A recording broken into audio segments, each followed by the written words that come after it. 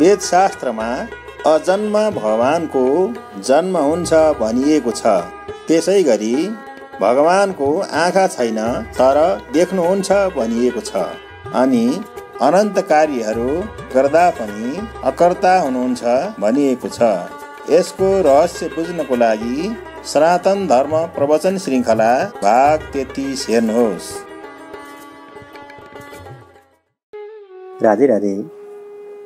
सनातन धर्म प्रवचन श्रृङ्खलाको क्रममा अहिलेसम्म हामीले यही बुझ्यौँ कि जुन अनन्त मात्राको प्रतिक्षण बढ्दै जाने र सधैँ रहिरहने आनन्द हामी चाहन्छौँ त्यो भगवान नै हुनुहुन्छ।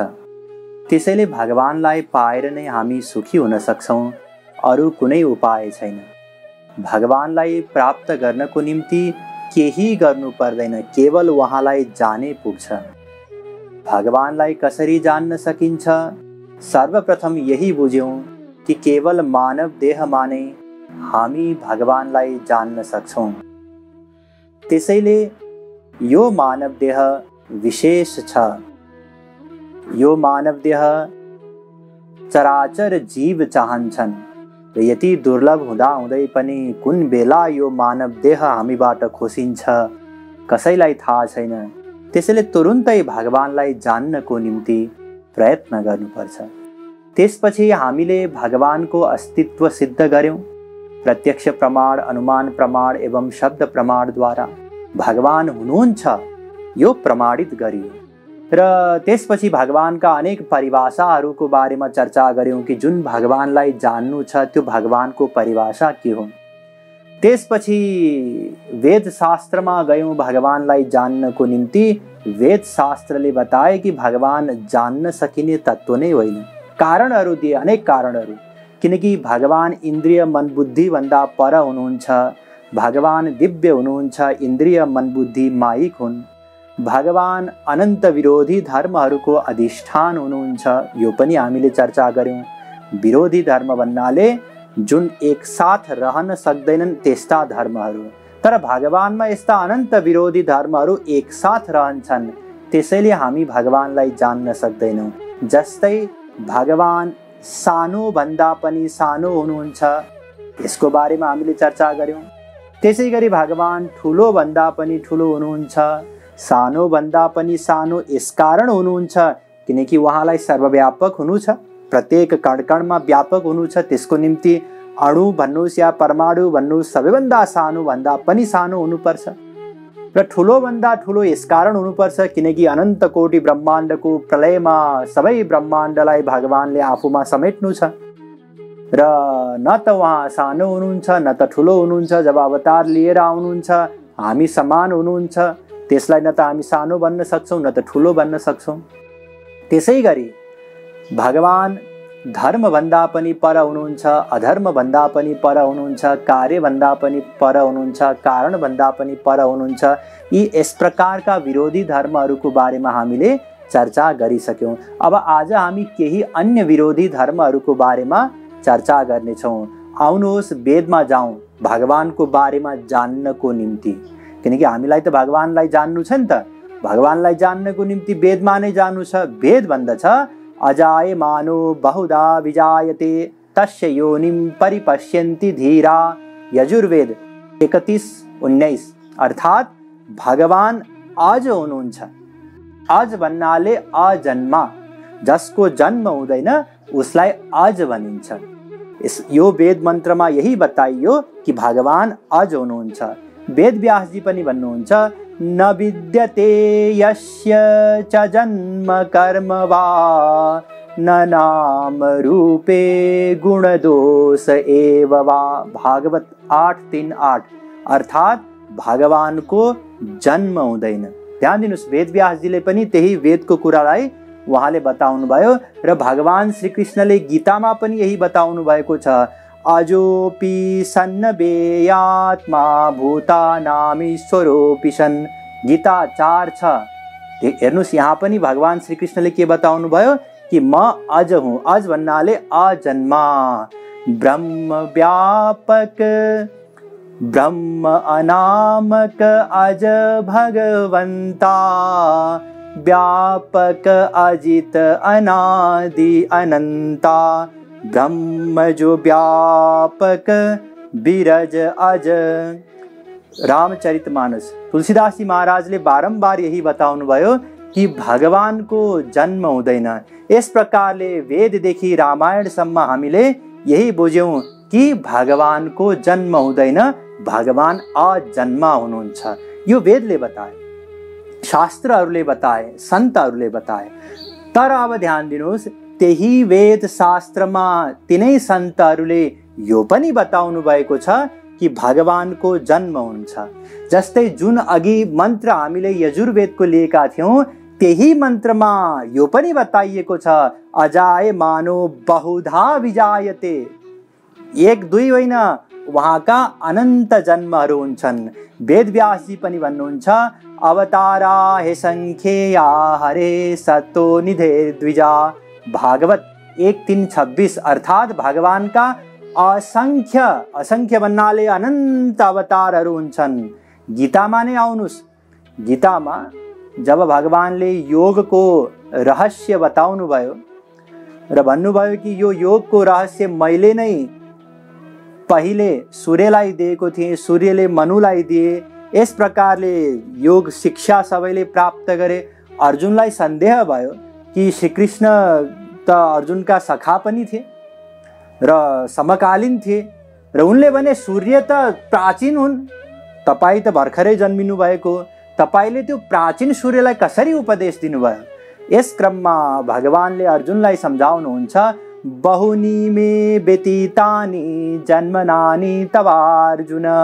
हे अर्जुन, मेरा असंख्य जन्महरू भइसके, तिम्रा पनि असंख्य जन्महरू भइसके, तर अन्तर के छ भने तान्यहं वेद सर्वाणि न त्वं वेत्थ परन्तप। गीता 4:5 अर्थात मलाई ती सबै जन्महरू याद छ, तर तिमीलाई याद छैन। यहाँ भगवानले के बताउनु भयो? जन्म बताउनु भयो कि मेरा असंख्य जन्महरू भए।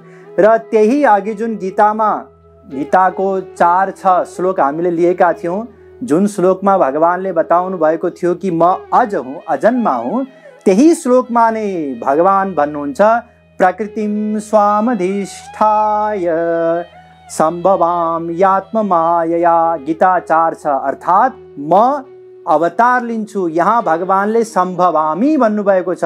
संभवामी को अर्थ हो अवतार लिन्छु। अजोपि संभवामी, अजन्मा हूँ तर अवतार लिन्छु। यस प्रकारले बारम्बार गीतामा उहाँले बताउनु भएको छ, यदा यदा हि धर्मस्य ग्लानिर्भवति भारत अभ्युत्थानम् अधर्मस्य तदात्मानं सृजाम्यहम् परित्राणाय साधूनां विनाशाय च दुष्कृतां धर्म संस्थापनार्थाय संभवामि युगे युगे। गीता 4:7-4:8। अझै भगवान भन्नुहुन्छ, जन्म कर्म च मे दिव्यमेवं यो वेत्ति तत्त्वतः त्यक्त्वा देहं पुनर्जन्म नैति मामेति सोऽर्जुन। गीता 4:9।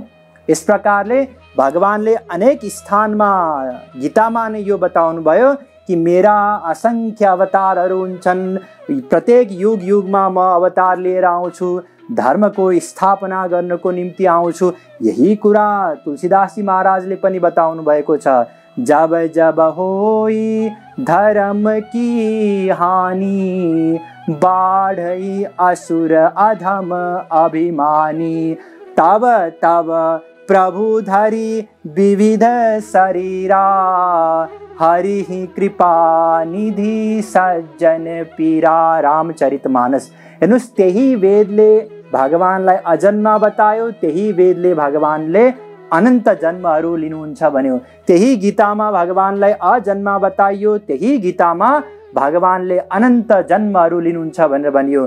त्यही पुराणमा वेदव्यासजीले जन्म हुँदैन भन्नुभयो, त्यही पुराणमा वेदव्यासजीले अनन्त जन्म हुन्छन् भन्नुभयो।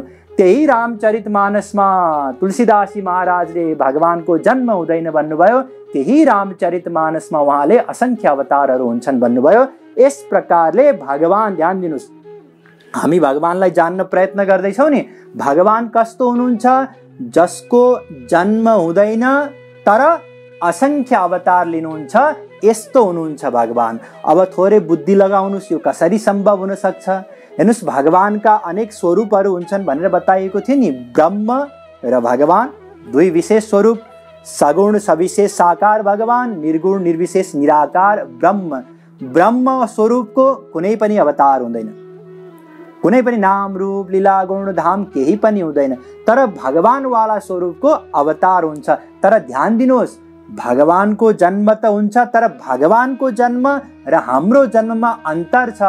श्री कृष्णले गीतामा नै बताउनु भयो, जन्म कर्म चमे दिव्यम, अघि श्लोक बताइयो नि। त्यसै गरी गीतामा नै उहाँले बताउनु भएको छ, प्रकृतिम स्वामधिष्ठाय।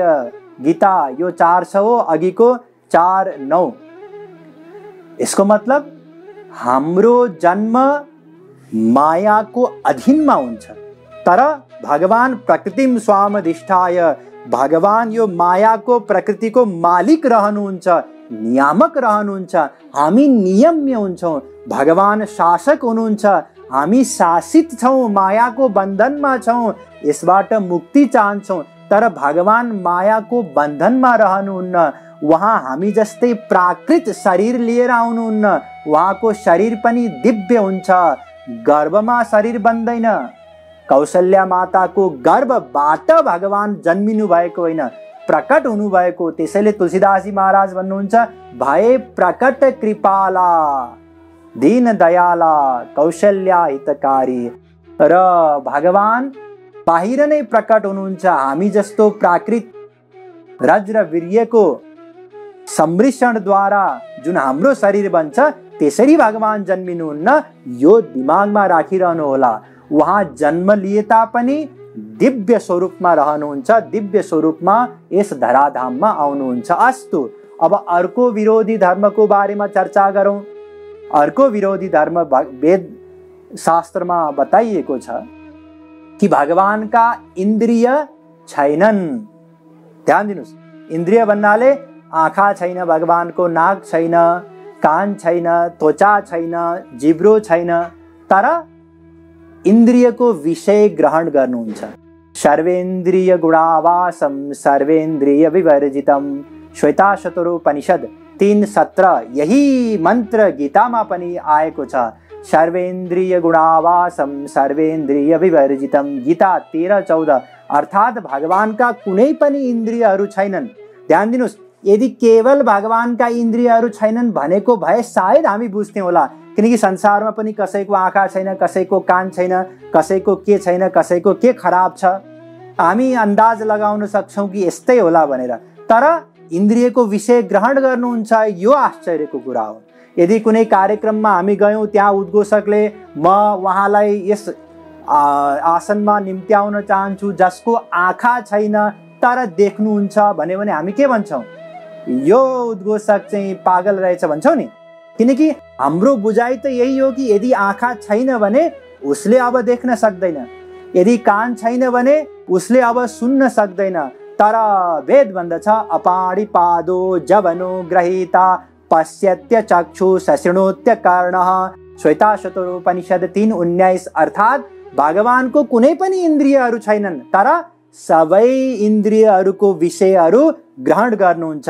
यही वेद मन्त्रको अनुवाद तुलसीदासजी महाराजले रामचरितमानसमा गर्नुभएको छ।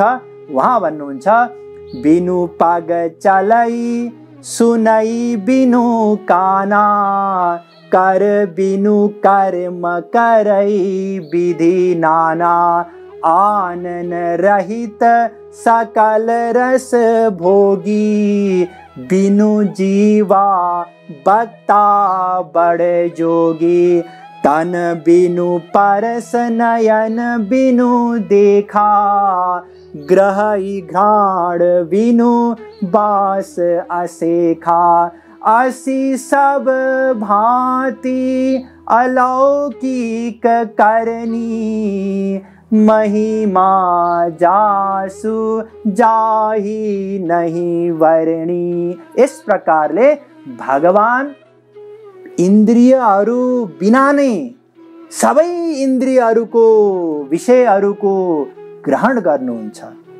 अब हामी बुझ्न सक्दैनौँ नि। केही गरी कसैले यो पनि बुझ्छ भने या बुझिएको ठान्छ भने तुरुन्तै वेद बन्दछ। सहस्र शिरखा पुरुखः सहस्राक्षः सहस्रपात, पुरुष सूक्तको पहिलो मन्त्र। अर्थात् भगवानका एउटा दुईटा होइन, असंख्य शिरहरू छन्, असंख्य आँखाहरू छन्, असंख्य हात, असंख्य सबै चिज, प्रत्येक इन्द्रिय भगवानका अनन्त छन्। ध्यान दिनुस्, एकातिर वेदशास्त्रले बतायो कि भगवानका इन्द्रियहरू छैनन् तैपनि सबै विषयहरू भोग गर्नुहुन्छ। अर्कोतिर वेदशास्त्रले बतायो कि भगवानका अनन्त इन्द्रियहरू छन्। सर्वतः पाणिपादं तत् सर्वतोक्षि शिरोमुखम, गीता 13:13। अर्थात् यहाँ पनि भगवान श्री कृष्णले बताउनु भयो कि भगवानका इन्द्रियहरू सर्वत्र छन्। ध्यान दिनुस्, हाम्रा इन्द्रिय त एक ठाउँमा मात्रै छन्, तर भगवानका इन्द्रियहरू सर्वत्र छन्।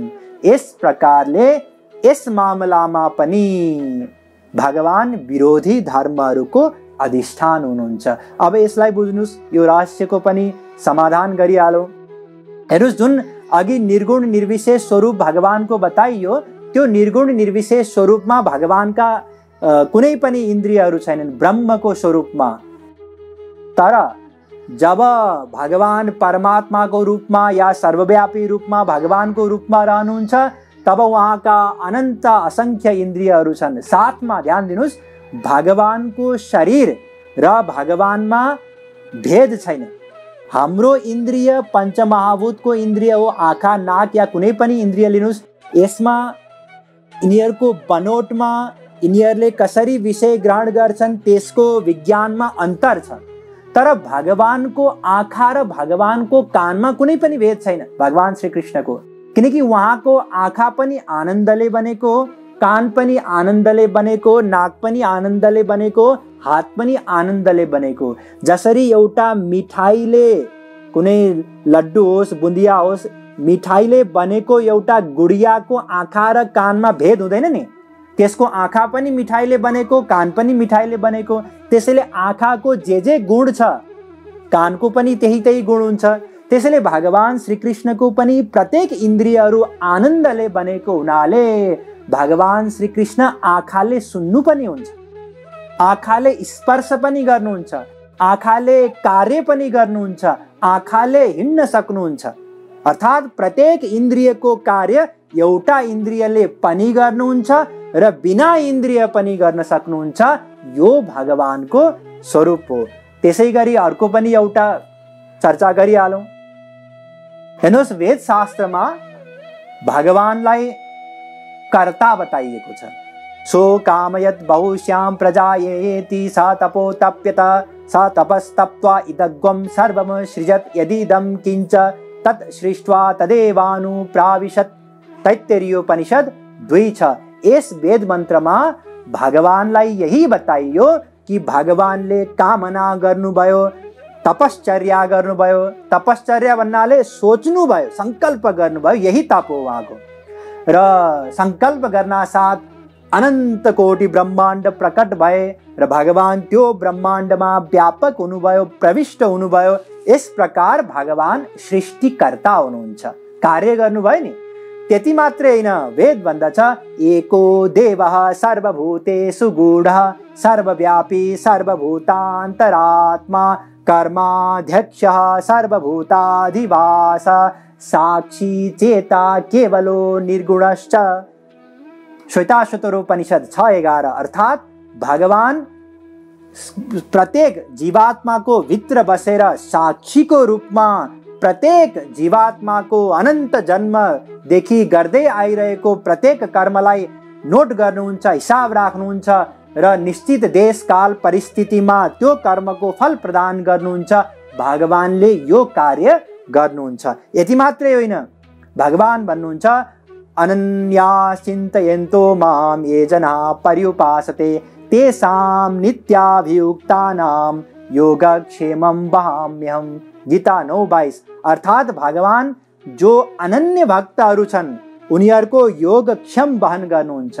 योगक्षम वहन भन्नाले केलाई भनिन्छ योगक्षेम? जे उसले पाएको छैन अनन्त आनन्द इत्यादि त्यो उसलाई प्रदान गर्नुहुन्छ र साथमा उसले जे प्राप्त गरिसकेको छ त्यसको रक्षा पनि गर्नुहुन्छ। यसलाई भनिन्छ योगक्षेम बहन। अर्थात् भगवान सृष्टिकर्ता पनि हुनुहुन्छ। ध्यान दिनुहोस्, प्रत्येक जीवात्माहरूको कर्म पनि नोट गर्नुहुन्छ, भक्तको योगक्षेम बहन पनि गर्नुहुन्छ। यति मात्रै होइन, समोहम सर्वभूतेषु न मे द्वेषोऽस्ति न प्रिय ये भजन्ति तुमां भक्त्या मयि तेषु चाप्यहम्। गीता 9:29। अर्थात् भगवान यद्यपि समदर्शी हुनुहुन्छ, उहाँको निम्ति कोही पनि आफ्नो या पराय छैनन्, तर भक्तको मामलामा उहाँ पक्षपाती हुनुहुन्छ। यहाँहरूले कथा सुन्नुभएकै होला, अम्बरीश भक्त थिए, उनको निम्ति भगवानले दुर्वासा ब्राह्मण, अम्बरीश क्षत्रिय, दुर्वासा ब्राह्मण, ऋषि मुनि तपस्वी, उनलाई चक्र चलाइदिनु भयो। उनको विरुद्धमा अम्बरीशको पक्ष लिनुभयो। इस प्रकार भगवान सृष्टिकर्तादेखि न्यायकर्ता, जीवात्माहरूको हिसाब राख्नेदेखि लिएर भक्तहरूको रक्षा गर्ने, योगक्षेम बहन गर्ने, त्यसपछि अनेक प्रकारका कार्यहरू भगवानले गर्नुहुन्छ। र भगवान आफैले भन्नुभएको छ, जन्म कर्म च मे दिव्यम। गीता 4:9। मेरा कर्महरू हुन्छन्, दिव्य हुन्छन्, आफ्नो ठाउँमा छ, तर कर्महरू हुन्छन्। भगवानले कार्य गर्नुहुन्छ। अनन्त अवतार लिँदाखेरि अनेक कार्यहरू भगवानले गर्नुहुन्छ। एकातिर यस प्रकारले वेद शास्त्रले बताउँछ, अर्कोतिर त्यही वेद भन्दछ, ज्ञाज्ञौ द्वावजा विशनिशा वजाहेका भोक्तृभोग्यार्थ युक्ता अनन्तश्चात्मा विश्वरूपो ह्यकर्ता। श्वेताशतरोपनिषद 1:9। भगवान अकर्ता हुनुहुन्छ। न विद्यते यस्य च जन्म कर्म वा। वेदव्यासजीले पनि बताउनु भयो कि भगवानका कुनै पनि कर्म हुँदैनन्। र स्वयं भगवानले गीतामा बताउनु भएको छ, केही व्यक्तिहरू सोच्दछन् कि भगवान हृदयमा बसेर कर्महरू गराउनुहुन्छ। भगवान भन्नुहुन्छ, न दत्ते कस्यचित् पापम न चैव सुकृतम विभु। गीता 5:15। अर्थात् भगवानले केही पनि गर्नुहुन्न। यस प्रकारले वेद शास्त्रले एकातिर त बताए कि भगवान कर्ता हुनुहुन्छ। ध्यान दिनुहोस्, यहाँनिर एउटा चिज बुझ्नु जरुरी छ, भगवानको कर्म र हाम्रो कर्ममा अन्तर छ। हाम्रो कर्म मायाको गुणले युक्त कर्म हो, तर भगवान योग मायाद्वारा कर्म गर्नुहुन्छ। उहाँको कर्म प्राकृत हुँदैन। हाम्रो कर्म शुभ अथवा अशुभ हुन्छ, पाप या पुण्य हुन्छ, तर भगवानको कर्म न त शुभ हुन्छ न त अशुभ हुन्छ, न पाप हुन्छ त्यसबाट न त्यसको पुण्य मिल्छ। हाम्रो कर्मको बन्धन मिल्छ हामीलाई, तर भगवानको कर्मको कुनै पनि बन्धन हुँदैन। त्यसैले भगवानको कर्म र हाम्रो कर्मलाई छुट्याउनको निम्ति भगवानको कर्मलाई लीला भनिन्छ। ध्यान दिनुहोस्, लीला किन भनिन्छ? किनकि त्यो हाम्रो जस्तो प्राकृत कर्म होइन, योग मायाद्वारा गरिने कार्य हो, जसको बन्धन हुँदैन, जुन 3 गुणको अधीनमा हुँदैन, जुन गुणातीत दिव्य हो, त्यसैले त्यसलाई लीला भनिन्छ। यो चीज बुझ्न जरुरी छ। अब भगवान कर्ता कसरी अकर्ता कसरी यो पनि बुझिहालौं। भगवानको जब ब्रह्मको स्वरूपको चर्चा गरिन्छ तब ब्रह्म अकर्ता हो। वेदमा ब्रह्मलाई अकर्ता बताइएको छ, किनकि ब्रह्मले केही पनि गर्दैन, ब्रह्मको कुनै पनि शक्ति प्रकट हुँदैन, त्यसैले ब्रह्म अकर्ता हो। तर भगवानको रूपमा उहाँले अनन्त कार्यहरू गर्नुहुन्छ, तर दिव्य कार्य गर्नुहुन्छ। त्यसैले भगवान अकर्ता पनि हुनुहुन्छ र अनन्त कार्य पनि गर्नुहुन्छ। यस प्रकारले वेद शास्त्रमा अझै पनि अन्य विरोधी कुराहरू बताइएका छन् र ती विरोधी कुराहरूको बारेमा चर्चा गर्दै त्यसपछि भगवानलाई कसरी जान्न सकिन्छ त्यसको बारेमा हामी चर्चा गर्नेछौँ, गरिनेछ, तर आज होइन अर्को पटक। जय श्री राधे।